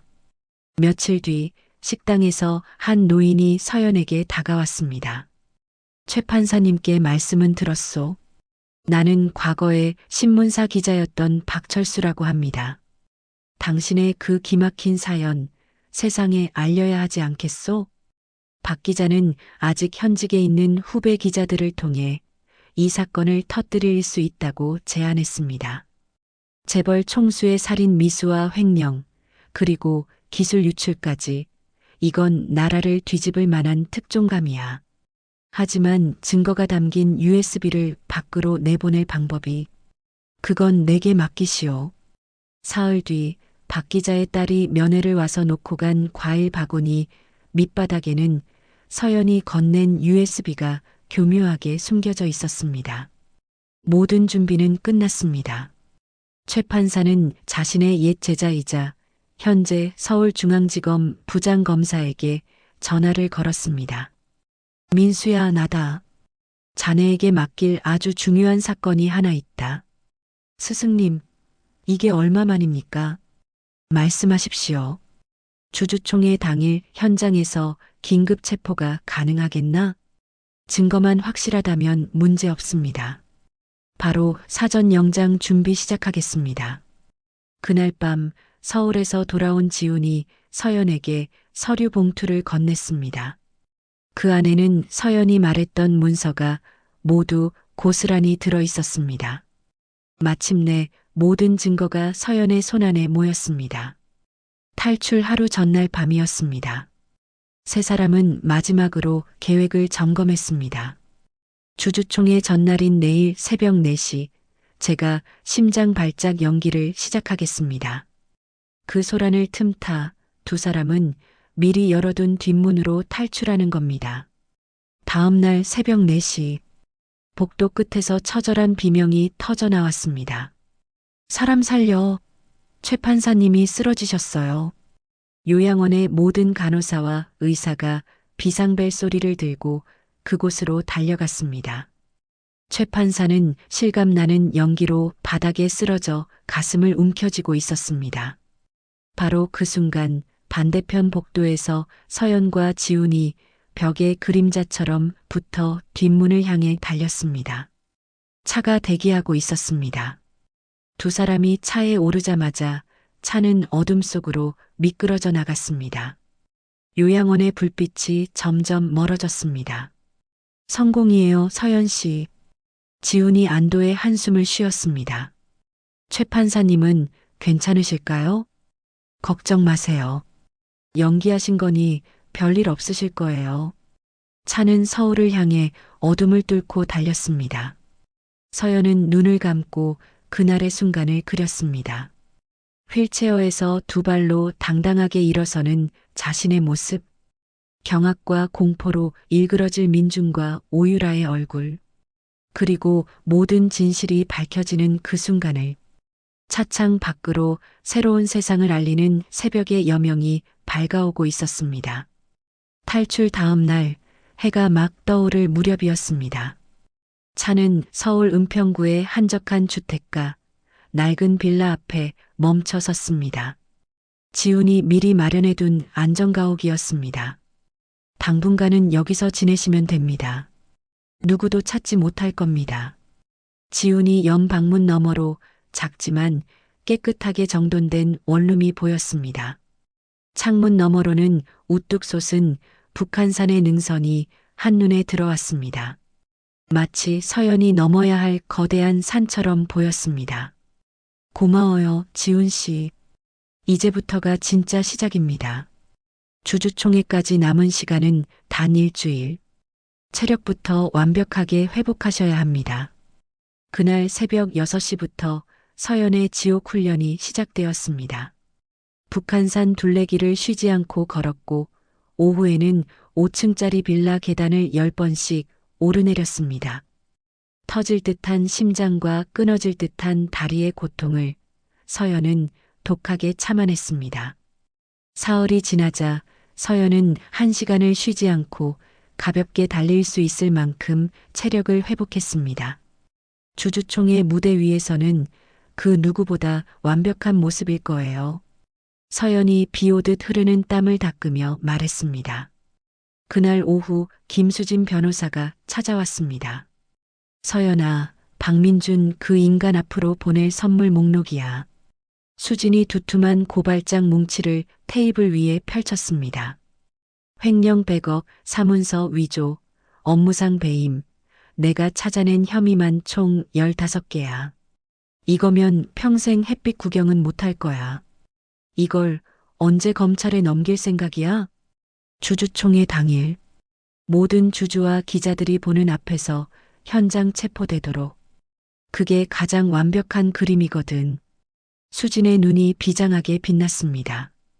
다음 날 저녁 조심스러운 노크 소리가 들렸습니다. 문을 열자 서연이 회사에서 유일하게 믿었던 경리부 김 부장이 서 있었습니다. 사모님, 아니 대표님. 김 변호사님께 연락받고 한달음에 달려왔습니다. 김 부장은 회사 기밀 자료라며 서류 봉투 하나를 내밀었습니다. 그 안에는 민준이 법인카드로 오유라의 성형수술비 3억 원을 결제한 내역과 회사 자금으로 사준 30억 원짜리 강남 오피스텔의 등기부등본이 들어 있었습니다. 제가 아는 한 이 회사를 맨손으로 일으켜 세우신 분은 사모님 한 분뿐입니다. 부디 저희 회사를 되찾아 주십시오. 김 부장은 끝내 눈시울을 붉혔습니다. 사흘 뒤 수진이 흥분된 목소리로 다시 찾아왔습니다. 서연아, 내가 결정적인 걸 찾아냈어. 수진이 노트북 화면에 띄운 것은 고속도로 휴게소 CCTV 영상이었습니다. 영상 속에는 사고 30분 전 민준이 트럭 운전사를 만나 검은 돈 봉투를 건네는 장면이 선명하게 찍혀 있었습니다. 이어진 은행 거래 내역에는 사고 직후 민준이 정비소 근처 현금 인출기에서 거액의 현금을 찾아간 기록까지 남아 있었습니다. 이제 모든 증거가 완벽하게 모였어. 그날 밤 서연은 홀로 강남의 아파트로 향했습니다. 화분 밑에 숨겨두었던 비상 열쇠로 조용히 문을 열고 안으로 들어갔습니다. 서재 책장 뒤편의 비밀 금고를 열자 그토록 찾아 헤맸던 회사 설립 계약서 원본이 나타났습니다. 민주는 이 금고의 존재조차 모르고 있었던 것입니다. 서연은 침실로 가 돌아가신 어머니의 유품 상자를 열었습니다. 상자 바닥에 숨겨진 공간을 열자 그곳에는 어머니가 남긴 스위스 은행의 비밀 계좌 정보가 적힌 종이 한 장이 고이 보관되어 있었습니다. 주주총회 사흘 전 지훈이 의사 가운을 입은 친구 3명을 데리고 안전가옥을 찾았습니다. 서연 씨의 현재 상태를 공식적으로 진단해줄 제 친구들입니다. 의사들은 1시간 동안 서연의 걷기, 달리기, 균형 감각 등 모든 신체 능력을 정밀하게 검진했습니다. 놀랍군요. 신체 기능이 완벽하게 정상입니다. 네. 애초에 영구적인 완전 마비 진단 자체가 과장되었거나 의도적으로 왜곡되었을 가능성이 매우 높습니다. 3명의 의사는 신체 기능 완전 정상이라는 소견서에 직접 서명하여 서연에게 건넸습니다. 이로써 박민준이 서연을 공격했던 가장 큰 무기가 완벽하게 무력화되었습니다. 주주총회 이틀 전 서연과 지우는 결전의 장소인 강남 컨벤션홀을 미리 찾아갔습니다. 정문, 후문, 그리고 비상구까지 총 3곳입니다.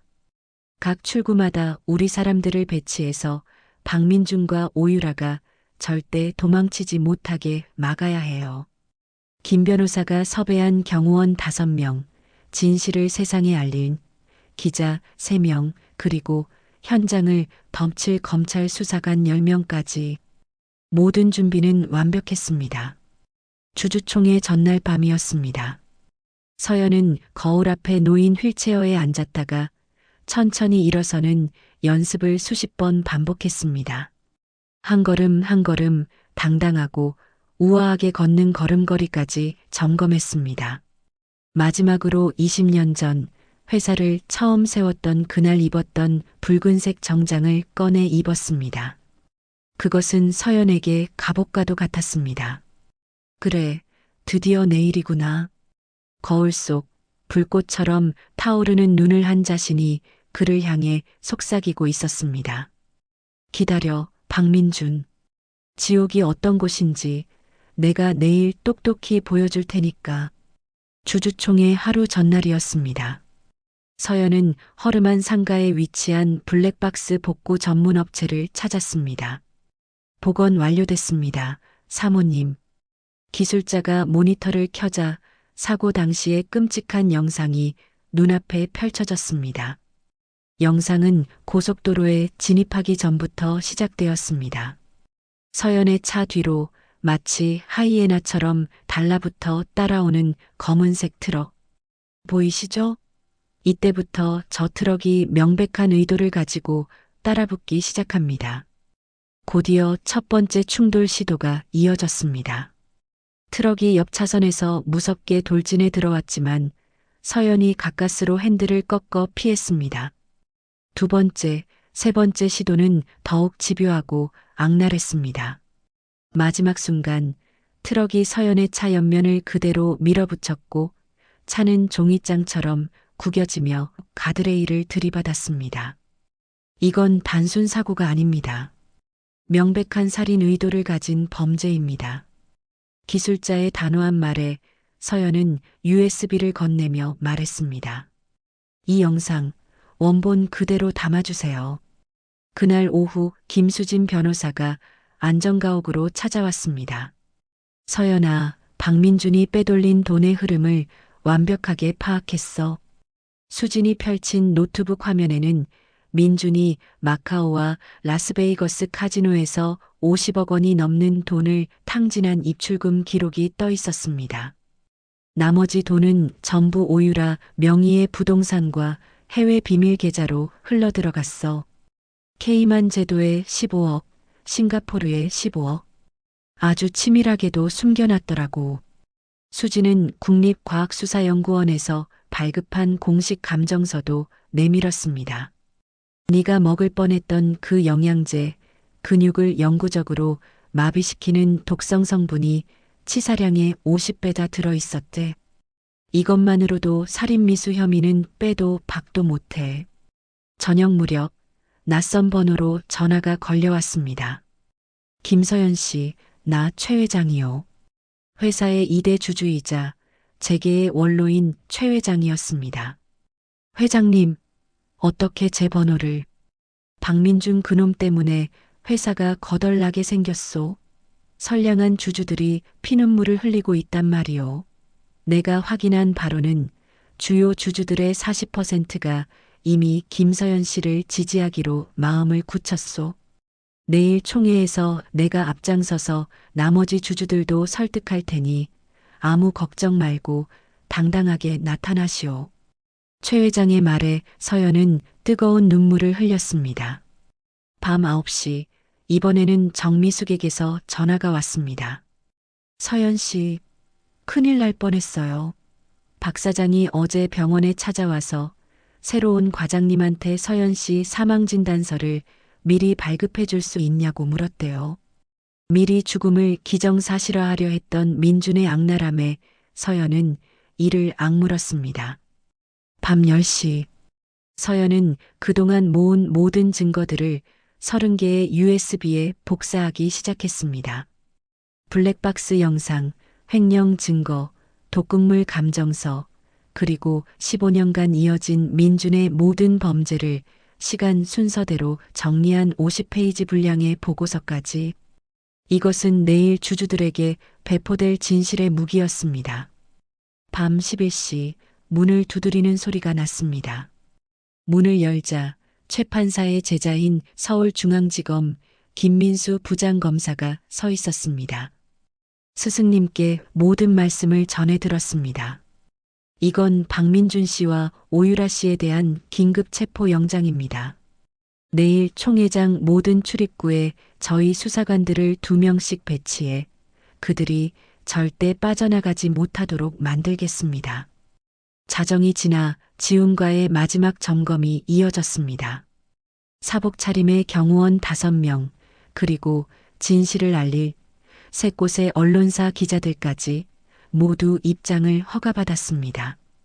만일의 사태에 대비한 모든 준비는 끝났습니다. 새벽 3시, 서연은 잠을 이루지 못하고 창밖을 내다보았습니다. 저 멀리 자신이 피땀 흘려 세운 SY 이노베이션의 불빛이 아련하게 빛나고 있었습니다. 내일이면 모든 것이 제자리로 돌아갈 거야. 20년간의 거짓과 위선이 끝나고 마침내 진실이 밝혀지는 결전의 날이었습니다. 아침 6시 서연은 일어나 샤워를 하고 거실에 마련된 작은 제단 앞에 섰습니다. 돌아가신 부모님의 사진 앞에 향을 피우고 조용히 절을 올렸습니다. 아버지, 어머니, 오늘 제가 반드시 이깁니다. 제가 빼앗겼던 모든 것을 되찾는 모습을 하늘에서 꼭 지켜봐 주세요. 오전 8시, 서연은 20년 전 회사를 처음 세웠던 그날 입었던 붉은색 정장을 꺼내 입었습니다. 거울 앞에 선 서연의 모습은 더 이상 나약한 피해자가 아니었습니다. 그 누구도 꺾을 수 없는 강인한 전사의 모습이었습니다. 갈 시간이야. 서연이 모든 증거가 담긴 가방을 들고 문을 나섰습니다. 지훈이 차를 대기시켜 놓고 기다리고 있었습니다. 준비됐어요? 네. 가요. 우리의 전쟁터로. 차가 강남 컨벤션홀을 향해 출발했습니다. 서울의 아침이 밝아오고 있었습니다. 서연은 주먹을 불끈 쥐었습니다. 심장이 세차게 뛰었지만 두렵지 않았습니다. 모든 준비는 끝났고 이제 심판의 시간만이 남아 있었습니다. 다음 날 오전 10시 강남 컨벤션홀이었습니다. SY 이노베이션의 운명을 결정할 임시 주주총회장안은 200명이 넘는 주주들로 가득 찬 뜨거운 열기와 긴장감이 감돌았습니다. 의장석에는 민준이 앉아 있었고 그 옆에는 오유라가 그림자처럼 서 있었습니다. 두 사람의 얼굴에는 승리를 확신하는 오만함이 가득했습니다. 주주 여러분, 오늘 이 자리에서 아주 중요한 안건을 상정하겠습니다. 민준이 마이크를 잡고 좌중을 둘러보며 선언했습니다. 불미스러운 사고로 정상적인 경영 활동이 불가능해진 제 전 부인 김서연 씨의 모든 경영권을 박탈하고 오늘부터 제가 단독 대표로서 회사를 이끌어 나가겠습니다. 민준의 선언에 회의장이 웅성거리기 시작했습니다. 바로 그때였습니다. 회의장 뒤편의 거대한 문이 쾅 하는 소리와 함께 활짝 열렸습니다. 모든 사람의 시선이 그곳으로 쏠렸습니다.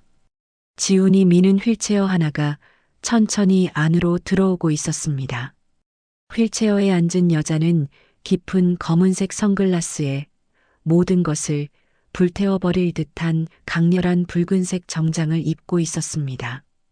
민준의 얼굴이 순식간에 굳어졌습니다. 김서연? 서연은 회의장 정중앙까지 들어와 멈춰섰습니다. 주주들은 경악과 혼란 속에서 수군거렸습니다. 저게 누구야? 대표 부인 아니야? 하반신 마비라더니 어떻게 여기까지 온 거지?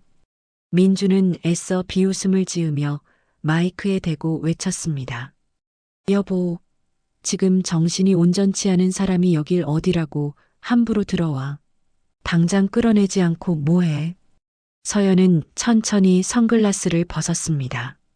그녀의 눈빛은 그 어떤 때보다도 또렷하고 강렬하게 빛나고 있었습니다. 의장, 발언권을 요청합니다. 서연의 명확하고 힘있는 목소리에 회의장은 순간 물을 끼얹은 듯 조용해졌습니다. 당신은 하반신 마비 환자잖아. 정상적인 의사 표현 능력도 없으면서. 민준이 당황하며 소리쳤습니다. 바로 그 순간 서연은 두 손으로 휠체어 팔걸이를 단단히 잡았습니다. 그리고 아주 천천히 온몸의 근육을 움직여 몸을 일으키기 시작했습니다. 모든 주주들이 숨을 죽였습니다. 시간이 멈춘 듯 회의장 전체가 숨막히는 정적에 휩싸였습니다. 마침내 서연이 흔들림 없는 모습으로 당당하게 두 발로 일어섰습니다. 저게 어떻게... 오유라가 비명을 지르며 뒷걸음질 쳤습니다. 서연은 한 걸음, 그리고 또 한 걸음. 과거 그 누구보다도 당당했던 걸음걸이로 연단을 향해 걸어나갔습니다. 말도 안 돼, 말도 안 돼. 저건 사기야. 여러분, 저건 쇼입니다. 민준이 의자에서 벌떡 일어나 고함을 질렀지만 그의 말을 듣는 사람은 아무도 없었습니다. 모든 이의 시선은 기적처럼 다시 일어선 서연에게 못 박혀 있었습니다. 연단에 오른 서연이 마이크 앞에 섰습니다. 주주 여러분, SY 이노베이션의 공동 창업자 김서연입니다. 그녀의 목소리가 회의장 전체에 힘차게 울려 퍼졌습니다. 오늘 저는 여러분께 지난 20년간 감춰져 왔던 모든 진실을 말씀드리고자 이 자리에 섰습니다. 서연이 손에 든 리모컨을 누르자 등 뒤에 대형 스크린이 켜졌습니다. 화면에 나타난 것은 민준의 100억 원대 횡령 장부였습니다. 저 자리에 앉아 있는 박민준은 지난 6개월간 회사 자금 100억을 빼돌렸습니다. 그중 절반은 마카오와 라스베이거스 카지노에서 탕진했고 나머지 절반은 바로 저 여자 오유라의 부동산을 사주는 데 사용했습니다. 유라의 얼굴이 새하얗게 질렸습니다. 거짓말. 전부 조작된 거야. 그럼 이것도 조작일까요? 서연이 다음 화면을 띄웠습니다. 서연의 차를 집요하게 미행하고 3번에 걸쳐 고의로 들이받는 블랙박스 영상이었습니다. 박민주는 저를 죽이려 했습니다. 제 명의로 들어놓은 100억 원의 사망보험금을 노리고 사람을 시켜 저를 살해하려 했습니다. 분노한 주주들의 고성이 터져나왔습니다.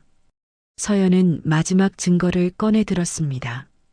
이것은 회사 설립 계약서 원본입니다. 제가 50억을 투자했다는 공증까지 모두 받아놓은 서류입니다. 그리고 회사의 근간이 된 초기 핵심 특허 10개 역시 모두 제 이름으로 되어 있습니다. 그 순간 최 회장이 자리에서 벌떡 일어났습니다. 저는 김서연 대표를 지지합니다. 최 회장의 외침을 시작으로 주주들이 하나둘 자리에서 일어나기 시작했습니다. 회의장의 40%, 50%, 70% 중립을 지키던 주주들마저 모두 서연의 편에 섰습니다. 바로 그때 회의장 뒷문이 다시 열리며 정장을 입은 검찰 수사관 10여 명이 들이닥쳤습니다. 박민준 씨, 오유라 씨, 특정경제범죄 가중처벌 등에 관한 법률 위반, 살인 미수교사, 배임 혐의로 2사람을 긴급 체포합니다. 김민수 부장검사가 체포영장을 내밀었습니다. 안 돼. 이건 음모야. 민주는 이성을 잃고 서연에게 달려들었습니다. 서연은 그 모습을 침착하게 바라보다 한 발 옆으로 가볍게 비켜섰습니다. 민주는 그대로 균형을 잃고 연단 아래로 추하게 굴러떨어졌습니다. 수사관들이 민준과 오유라의 손에 차가운 수갑을 채웠습니다. 서연아, 제발 우리 20년을 함께 했잖아. 한 번만 용서해줘. 민준이 끌려가며 비굴하게 애원했습니다. 서연은 싸늘한 눈으로 그를 내려다보았습니다. 그 20년의 세월, 당신이 먼저 버렸어요. 나를 죽이려 했을 때. 잘 가요, 박민준 씨. 서연이 차갑게 등을 돌렸습니다. 악인들이 퇴장하고 회의장 문이 닫히자 서연이 다시 마이크를 잡았습니다. 주주 여러분, 저는 오늘부로 무너진 이 회사를 다시 일으켜 세우겠습니다. 투명하고 정직한 경영으로 여러분의 신뢰에 보답하겠습니다. 그 순간 우레와 같은 박수갈채가 터져나왔습니다. 김서연 대표를 SY 이노베이션의 새로운 대표이사로 공식 추대합니다. 최 회장의 제안에 85%가 넘는 주주들이 찬성의 손을 들었습니다. 서연은 연단에 서서 주주들을 향해 깊이 고개를 숙였습니다. 뜨거운 눈물이 흘러내렸지만 그녀의 얼굴에는 환한 미소가 피어 있었습니다. 회의장 뒤편에서 지훈과 수진도 환하게 웃으며 박수를 치고 있었습니다. 창밖으로 쏟아져 들어온 눈부신 햇살이 그녀가 입은 붉은 정장을 더욱 빛나게 했습니다. 지옥 같았던 긴 싸움이 끝나고 마침내 새로운 시작이었습니다. 20년 만에 서연은 자신의 진짜 자리로 돌아왔습니다. 일주일 후 SY 이노베이션 대표이사 사무실. 서연은 자신의 자리에 앉아 있었지만 승리의 기쁨을 누릴 시간은 없었습니다.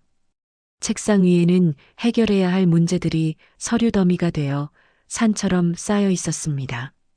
그때 경리부 김 부장이 새하얗게 질린 얼굴로 사무실에 뛰어들어왔습니다. 대표님, 정말 큰일 났습니다. 김 부장님, 진정하고 말씀하세요. 무슨 일이에요? 중국 기업에서 소송을 걸어왔습니다.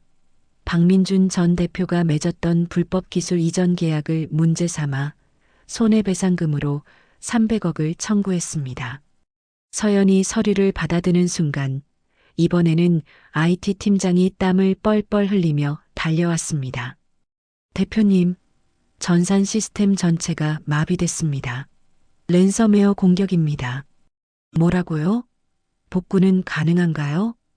박민준이 감옥에 가기 전에 심어놓은 악성 코드가 작동한 것 같습니다. 복구하려면 최소 한 달 이상이 걸릴 겁니다.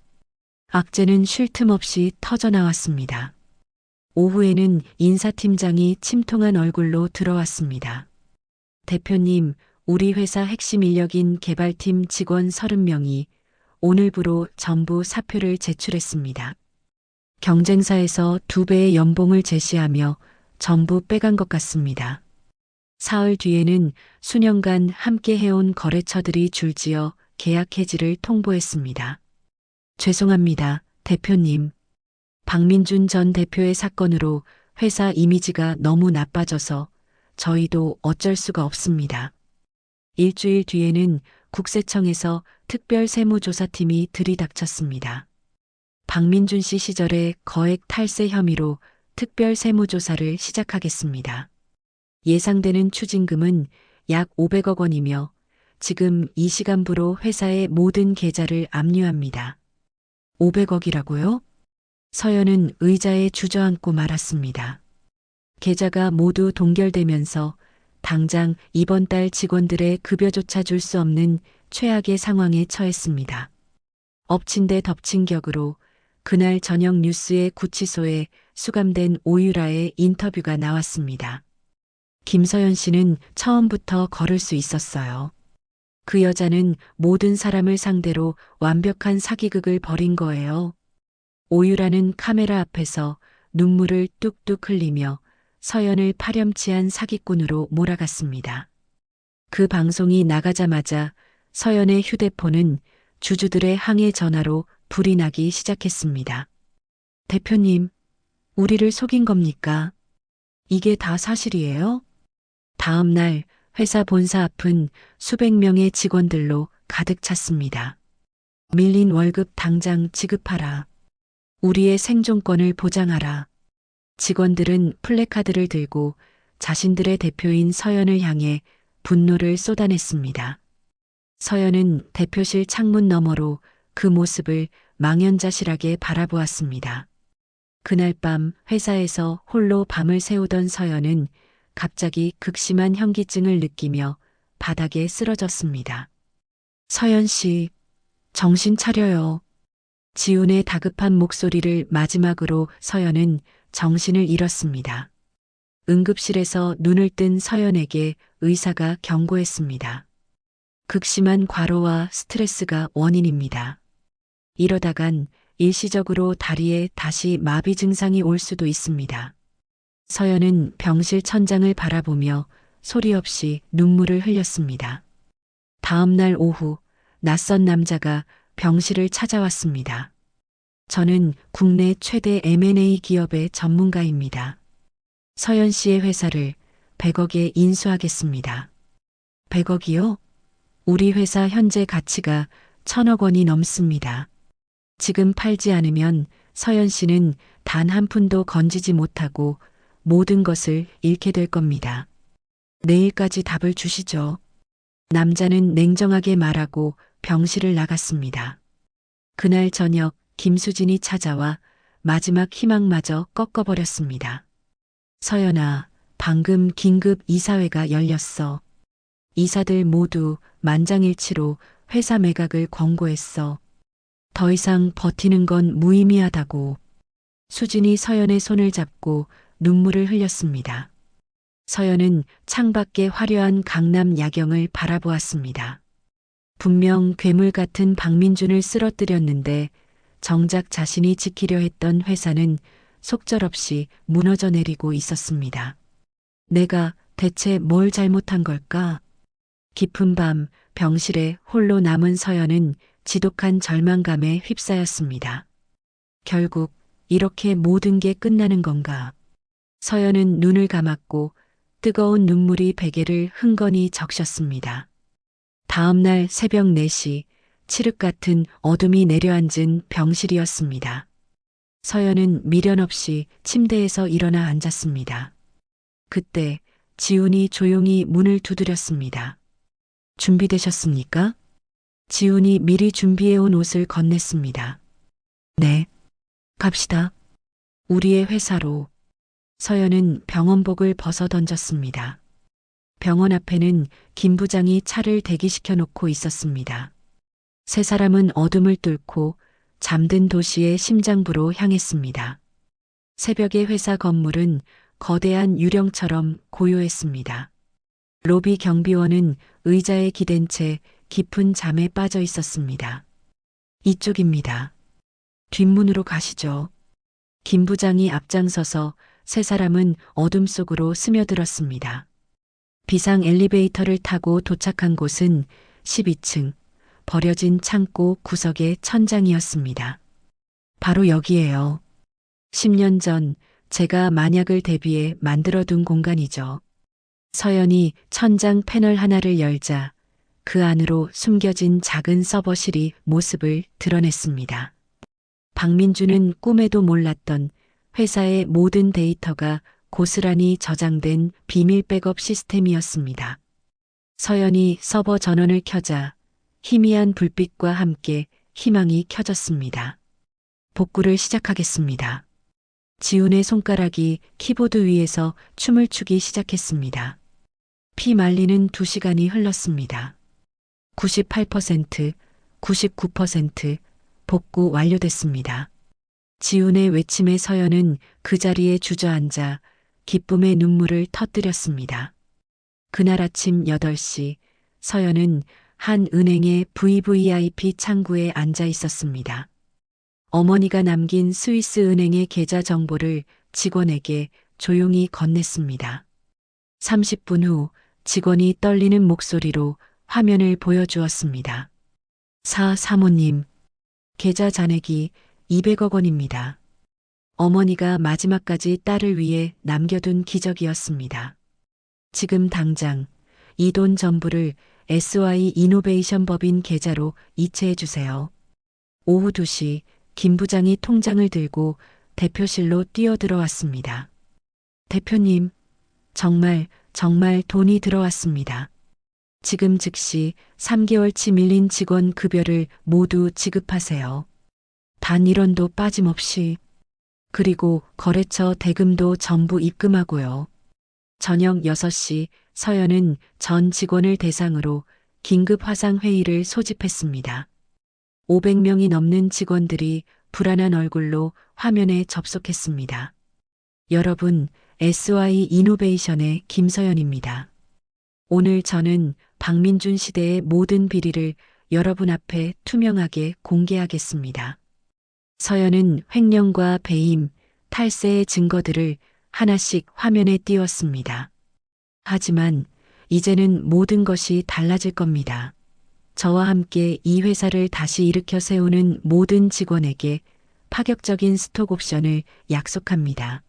그리고 성과급은 200% 지급하겠습니다. 직원들이 술렁이기 시작했습니다. 화면 곳곳에서 박수와 환호가 터져 나왔습니다. 대표님, 저 남겠습니다. 저희 팀도 끝까지 함께하겠습니다. 이틀 뒤 김수진 변호사가 법원 문서를 들고 찾아왔습니다.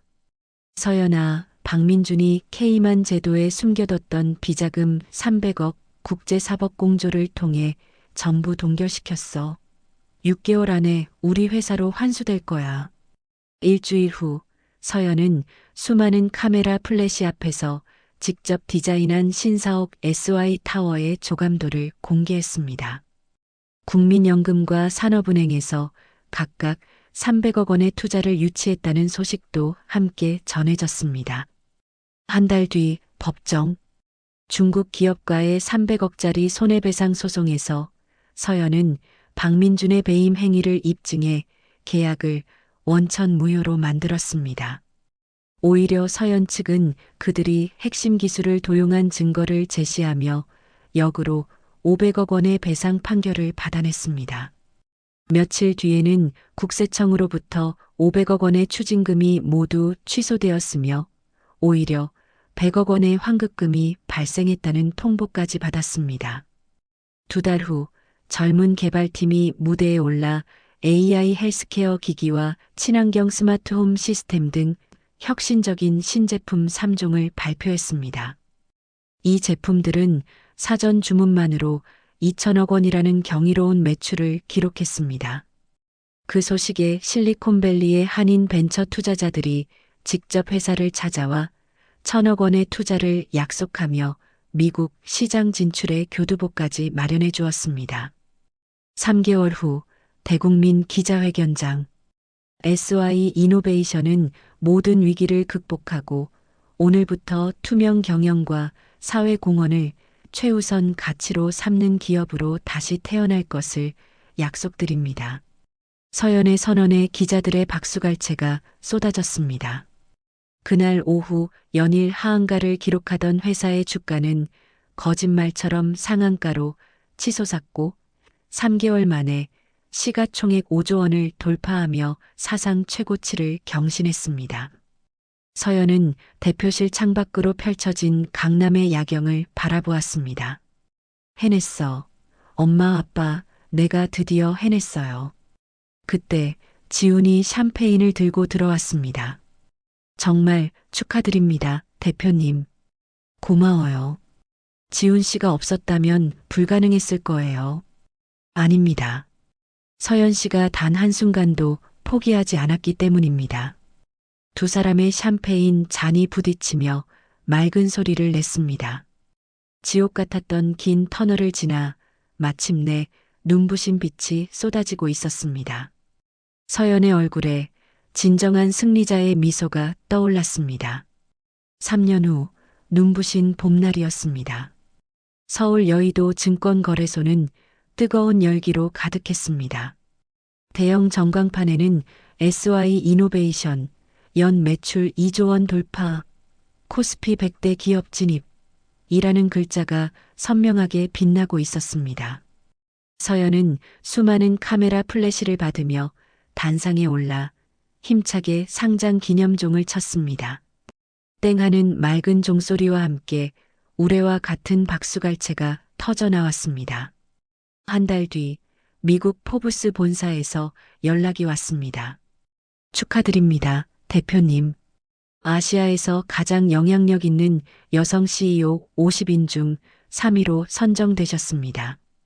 서연의 사진이 실린 잡지 표지가 전 세계에 배포되었습니다.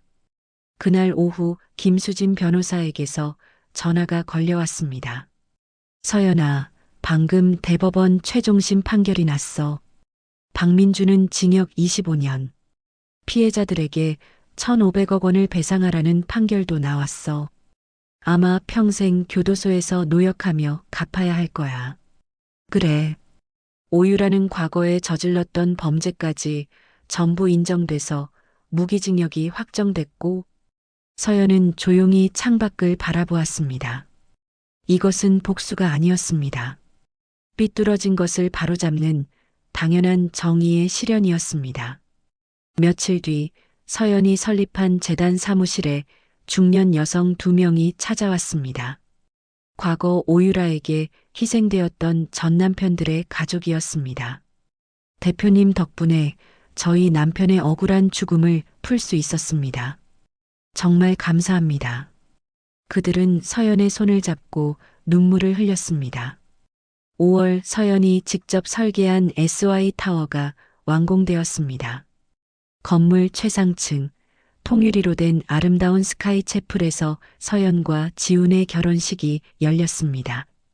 순백의 드레스를 입은 서연과 턱시도를 입은 지훈은 500여 명의 하객 앞에서 사랑을 서약했습니다. 주례를 맡은 최 판사가 두 사람을 따뜻한 눈으로 바라보았습니다. 신랑 강지훈은 신부 김서연을 평생 아끼고 사랑하겠습니까? 네, 사랑하겠습니다. 신부 김서연은 신랑 강지훈을 평생 믿고 사랑하겠습니까? 네, 사랑하겠습니다. 두 사람의 입맞춤에 뜨거운 박수가 쏟아졌습니다. 피로 연장에서는 병실에서 처음 만났던 정미숙이 서연을 끌어안고 눈물을 흘렸습니다. 서연 씨, 절망에 빠져 죽고 싶어 하던 환자가 대한민국 최고의 CEO가 되고 이렇게 아름다운 신부가 되다니 정말 꿈만 같아요. 다 미숙 씨가 저를 붙잡아 주신 덕분이에요. 결혼식 후 서연은 자신이 만든 세컨드 라이프 재단을 찾았습니다. 재단은 불행을 겪은 여성들의 재기를 돕는 곳이었습니다. 벽에는 재단의 지원금으로 카페, 디자인 스튜디오 등을 창업해 성공한 여성들의 행복한 사진이 가득 걸려 있었습니다.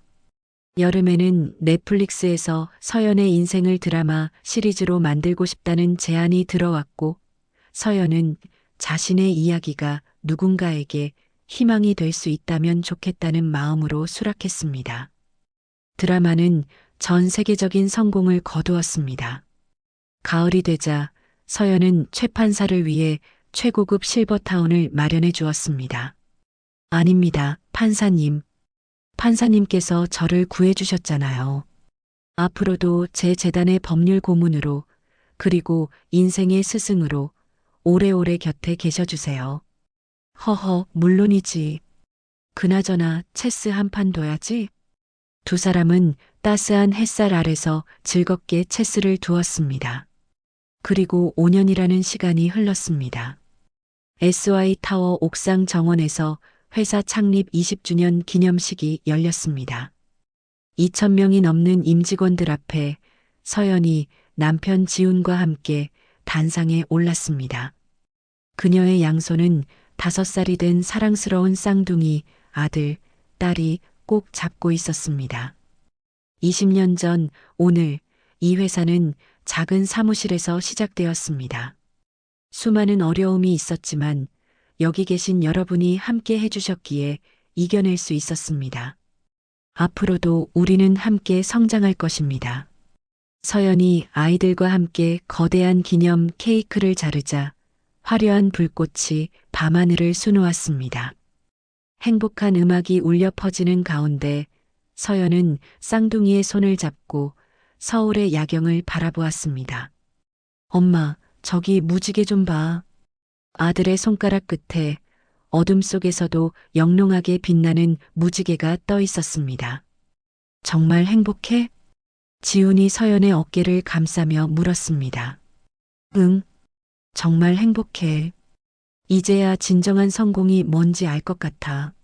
서연이 사랑스러운 아이들을 내려다보며 말했습니다. 그건 복수가 아니라 용서와 사랑이었어. 과거의 상처를 걸음 삼아 모두가 함께 더 나은 미래를 만들어가는 것. 서연이 지훈의 손을 꼭 잡았습니다. 임직원들의 행복한 노랫소리가 바람을 타고 울려 퍼졌습니다. 서연은 눈을 감고 20년의 시간을 돌아보았습니다. 고통과 절망의 시간을 이겨내고 마침내 모든 것을 되찾고 그 이상의 것을 이루었습니다. 엄마, 사랑해요. 쌍둥이가 서연의 품에 와락 안겼습니다. 나도 세상에서 제일 사랑해, 우리 아가들. 서연은 아이들을 꼭 끌어안았습니다. 해가 지고 서울의 밤이 보석처럼 밝아오고 있었습니다. 서연의 인생에도 그 어떤 어둠도 뚫고 나갈 눈부신 빛이 가득했습니다. 완벽한 승리이자 진정한 새로운 시작이었습니다. 서연의 이야기는 여기서 마무리됩니다. 하반신 마비라는 절망 속에서 남편의 배신과 이혼 통보를 받았던 한 여성이 포기하지 않고 비밀리에 재활하며 증거를 모아 마침내 모든 진실을 밝혀냈습니다.